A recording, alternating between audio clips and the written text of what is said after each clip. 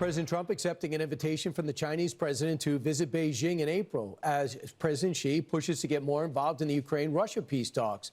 President Trump says, quote, "We discussed many topics, including Ukraine, Russia, fentanyl, soybeans, and other products." Our next guest is the top-ranking Democrat on the Senate Foreign Relations Committee. She joins us now, Senator Jeanne Shaheen. Senator, your thoughts about, good morning to you. Your thoughts about China playing a role. No one has more influence over Russia than China. Can they be constructive? Well, they haven't been to date, because so far what they've done is fuel Russia's war machine in a way that has allowed this war to continue and the casualties to mount and the destruction to mount.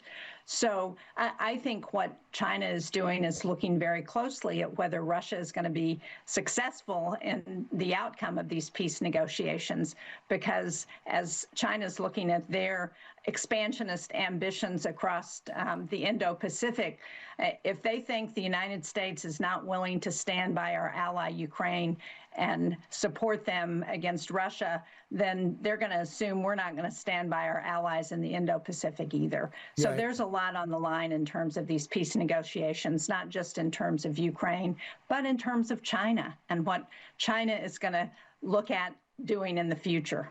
Because you're worried about Taiwan, as the rest of the world is, especially they're an ally and Absolutely. They have most of the chip production. I'm always feeling good when Secretary of State Rubio is taking the lead.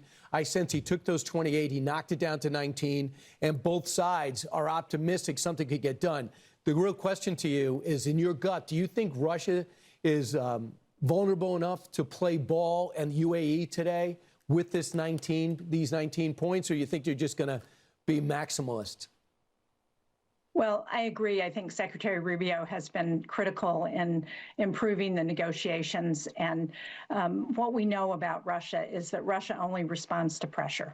And if Russia thinks the United States is not going to do anything, then they're going to continue to take a view that they want to get everything that's on the table for them in any negotiations. That is not in Ukraine's interest, it's not in America's interest, and it's not in Europe's interest. One of the things that we know that Russia is doing, first of all, it can't be trusted. We've seen what they did to overturn the Budapest Agreement when they promised they weren't going to go, they were going to protect Ukraine when it gave up its nuclear weapons. We know that in the Minsk Agreement, after the invasion of Crimea, they then turned around and invaded Ukraine again. We know that they invaded Georgia. So they are not going to stop unless they are forced to stop. And what we've heard from experts in the Foreign Relations Committee and what President Zelensky has said as well is that Russia has armed in a way that is not just going after Ukraine, but they have designs on NATO countries, on the Baltics.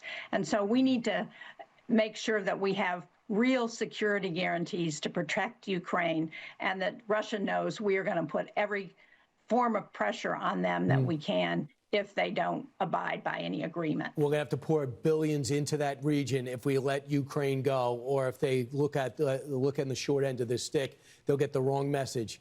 So we have a lot to talk about in your knowledge of that area. You have a lot of bipartisan support with you. You're not talking, there's a lot of people, especially in your committee, who believes exactly what you just said. Meanwhile, let's talk about health care. We know that was one of the reasons why Democrats said they were holding out, because they wanted those subsidies to continue. You, thankfully, are one of the people that said the shutdown's too painful.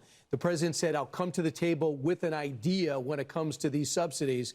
Here's what Speaker Johnson said to Fox News Digital. We have an affordability agenda, as the president has been touting, and we have to do that in earnest. Health care is part of that, but it's just the cost across the board.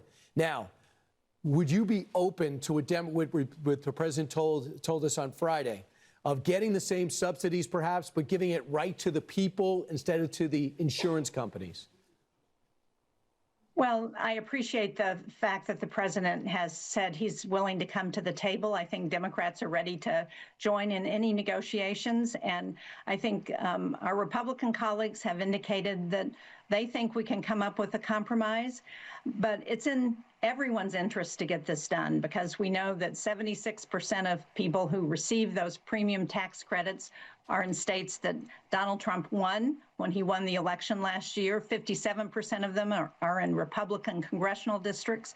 So there's a real incentive to get this done. And if Republicans don't come to the table, the American people are going to make them pay at the polls next year. Exactly. And I think they want to do it. I think they want to get something done. I just think the deductibles are so high and there's people that can afford it, that they're being subsidized. And I think you guys could get together on that. I think Senator Cassidy and you together can really get something done. Senator, thanks so much for joining us today. And just for the record, you made it clear you do not charge people for your Thanksgiving dinner. You did that in the break. We all bring a dish. It's a family affair. All right. Senator, thanks so much.